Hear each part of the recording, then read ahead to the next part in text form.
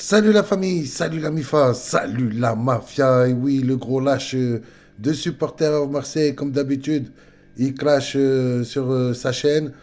Bon, il me clash lors de son débrief là, contre l'Orient. Et il explique, et vous allez voir pourquoi c'est des grosses conneries et qu'on va remettre les pendules à l'heure. Je vais te parler gentiment. Donc, déjà, tu racontes des grosses conneries par rapport à l'histoire de Parisien 88. Aujourd'hui, tu le défends en disant que faut pas le menacer puisque tu as clashé Papa Furax en disant que Papa Furax a donc dit que ça serait bien que Parisien 88 et toi, vous crevez et avec la souffrance. Voilà ce qu'il vous a souhaité, donc Papa Furax, c'est ce que tu expliques donc, dans ton live. Mais je vais te dire quand même que quand j'étais dans la rue et qu'il y a des gens qui me clashaient et que je jouais ma vie, hein, mais vraiment, je jouais ma vie parce que dans la rue, tu joues ta vie. Hein, et que là, il y avait des personnes pour des simples clashs. Ils ont essayé de m'empêcher de travailler. Ils ont essayé de salir mon nom. Ils ont tout fait pour que je sorte pas de la rue jusqu'à aller faire, comme ta nouvelle copine, là, Edith Total Football, un montage vidéo pour dire que j'ai arnaqué les gens. Hein, là, je t'ai pas vu que tu étais offusqué. Hein, là, tu t'offusques, par contre, pour Parisien 88, on sent bien dans tes propos des regrets par rapport à ton clash avec lui, que maintenant, finalement, ça vous a rapprochés tous les deux. Et pour ce que tu dis par rapport à Parisien 88, je vous ai toujours lancé un défi. Toi qui connais les montages vidéo, retrouve-moi la vidéo où j'ai dit que Parisien 88 était de Daesh, que c'était un terroriste et que c'était par rapport à sa barbe que je disais qu'il était extrémiste. Tu vois, il t'a manipulé. Il t'a manipulé. Et à l'époque, tu me demandais c'est quoi la taquilla. Eh bien, c'est ça, tu es en plein dedans. Il s'est fait passer pour quelqu'un qui n'est pas. Alors, certes, il est père de famille. Moi aussi, je suis père de famille. Et d'ailleurs, là, tu t'offusques pas aussi, là, parce qu'il y a Papa Eli, mais c'est pas le seul. Il y a aussi Seb Foot avec sa copine, là, Yacine Ahmed, qui carrément menace de violer ma petite fille de 5 ans. Et ça, c'est pas grave, supporter à Marseille. Ça, c'est pas grave quand même de faire ça, d'essayer de jouer sur ma petite fille, parce que c'est pas les premiers qui le font. Hein. Déjà à l'époque, quand tu me suivais, il y avait la fameuse Dani Kita qui avait insulté et menacé ma fille et ma petite fille. Et là, je t'ai pas vu non plus t'offusquer. Donc tu vois tes alliances là toutes pourries sous la table. Maintenant, tu t'offusques des propos de Papa Furax.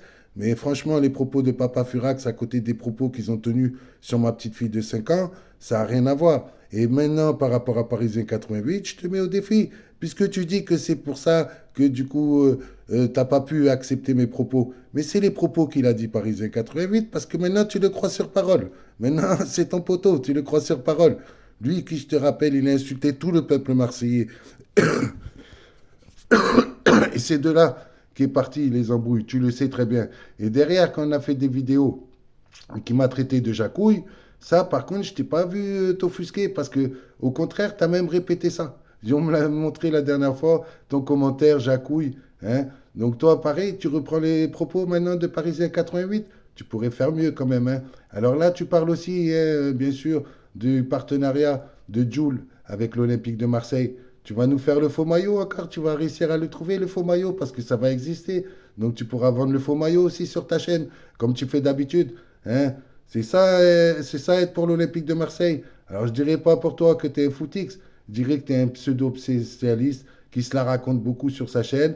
Toi aussi, tu as demandé la démission de Tudor. Hein. Rappelle-toi les joueurs, certains joueurs, tout ce que tu leur as mis dans la gueule. Hein. Tu te rappelles de ça? Et puis pour le monégasque, là, moi j'en ai rien à foutre, je le connais même pas, ton Alex. Mais quand tu dis, toi aussi, tu as insulté tout un peuple, c'est ça qui va pas. Moi, je ne l'ai jamais fait sur ma chaîne. Montre-moi une vidéo, supporter Marseille, le gros faux cul de service.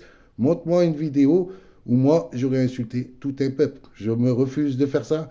Toi qui étais anti-parisien, je le répète quand même avant, et qui maintenant, il est avec OP du FGS. OP du FGS qui m'a traité de raciste, hein, avec toutes les couleurs qu'il y a dans ma famille. Là, je t'ai pas vu non plus t'offusquer, la grosse baleine de Moby Dick. Hein, là, tu fermais ta gueule et tu le sais très bien.